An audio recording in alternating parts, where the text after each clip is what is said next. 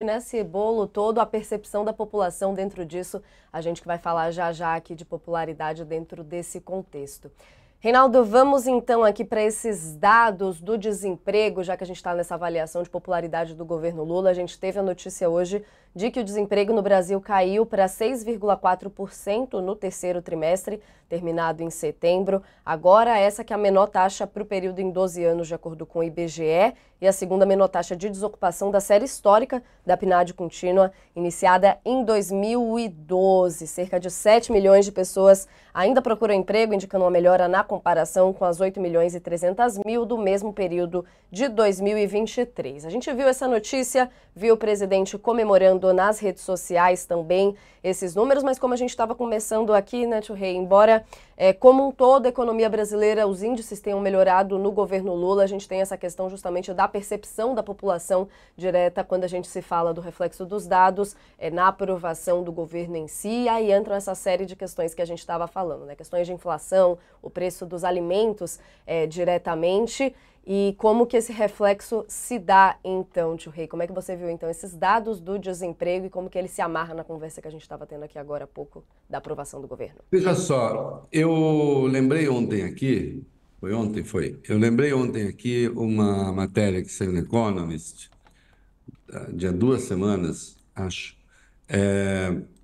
apontando que a economia dos Estados Unidos ela vive um dos momentos mais vigorosos da sua história, certamente o melhor momento do século, né? E nós já estamos em 2024, né?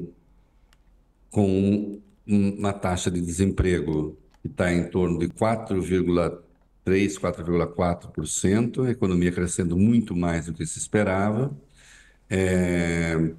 A inflação que incomodou durante um bom tempo e foi parte da injeção, decorre da injeção formidável de recursos públicos na economia, que foi preciso para depois de pós-Covid, etc.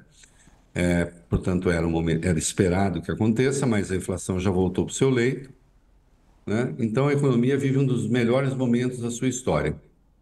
E, no entanto, qualquer pesquisa aponta que dá uma média de quase 60 a 40, que o Trump teria mais condições de alavancar a economia do que não sei o quê, do que um democrata, ou então também aí em torno de 50 e tantos por cento que os Estados Unidos não vivem um bom momento econômico. E como apontou o Paul Krugman, um economista, sim, muito próximo dos democratas, mas inequivocamente um técnico competente, né? Ele vive lembrando de pesquisas que apontam assim, a economia está bem, aí 55, 60% dos americanos dizem, não, tá horrível, está péssimo. E você, como está? A sua vida? Não, a minha melhorou, a minha está ótima. Então, existe um paradoxo aí entre o que o cara pensa da sua própria vida, né? E da sua própria condição financeira e o que ele pensa do país, né? Certamente no Brasil hoje, não há categoria nenhuma, não há grupo, a não ser eventualmente um desmatador ou outro, um incendiário ou outro, que tenha razões para estar infeliz com o governo Lula em relação ao que tinha no governo Bolsonaro, né? Todas as categorias, todas as faixas de renda, todo mundo vive efetivamente melhor, né?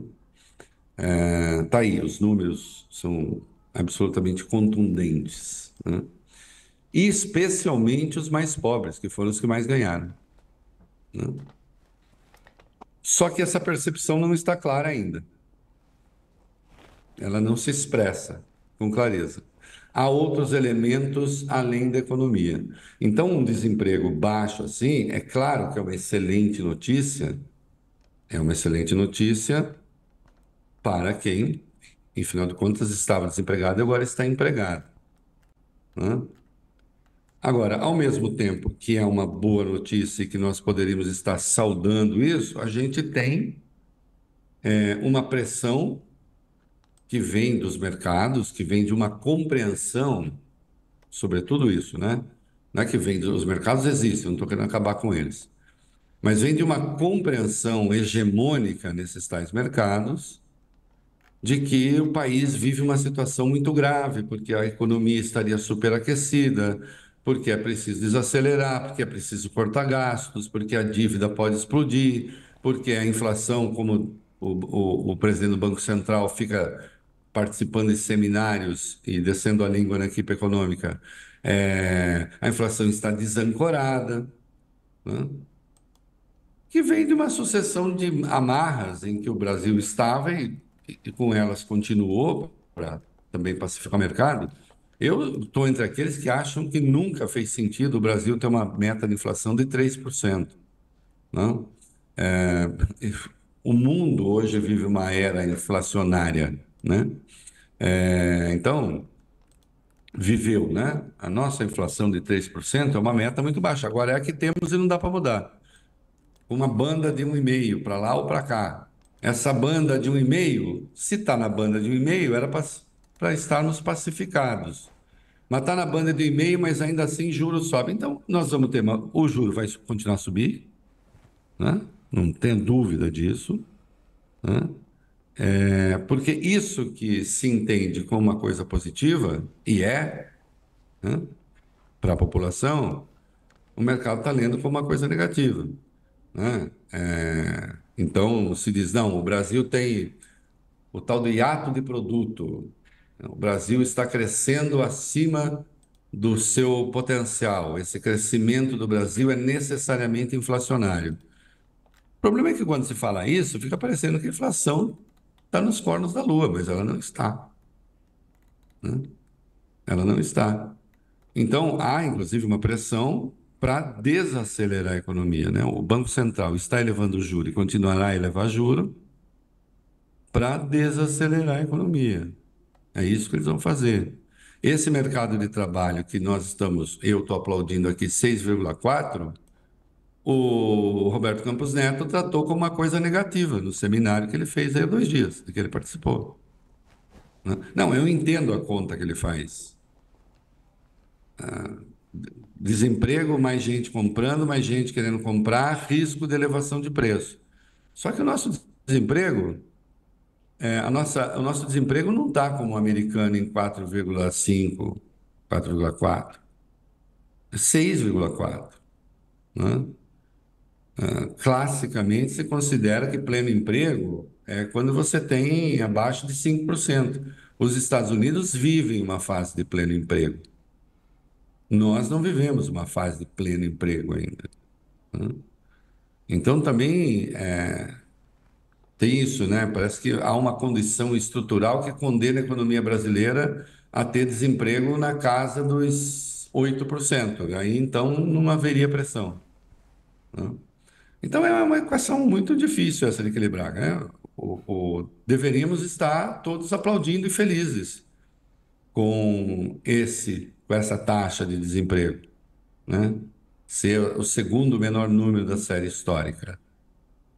E, no entanto, nem entrei hoje para ver os mercados, não sei se o dólar está subindo ou não, mas existe essa pressão, precisamos saber onde vai ser feito o corte de gastos. A depender de onde se faça o corte de gastos, olha lá, o dólar subindo de novo, né?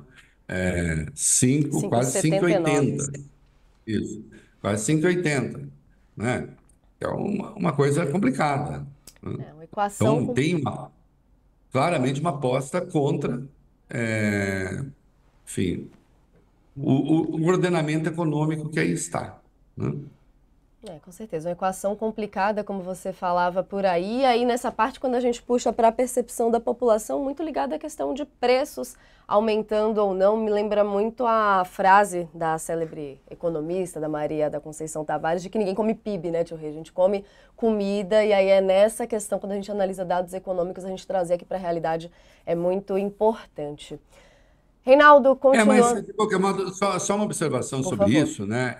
Ninguém come PIB, e quando a Maria da Conceição falava, você vivia um momento notável de desigualdade também, sem qualquer plano de compensação, de renda, como tem, por exemplo, o Bolsa Família. Agora, de qualquer modo, a inflação no Brasil, que é um dado objetivo, ela não é de 3, mas ela também não é de 6, de 10, né? Ao ano, tampouco ao mês, né?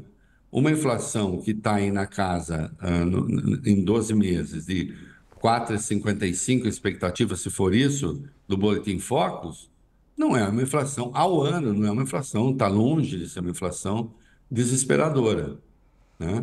Então, não, efetivamente, não existem dados para a população para ver um malese, para ver um mal-estar, né? Agora, existe a realidade política também, né? A realidade política, a política mudou, né? A política que temos hoje não é a política que o Lula tinha nos 2 primeiros mandatos. A mudança de tempos, a inflação geral está em 4,42%, que o Reinaldo trazia aqui.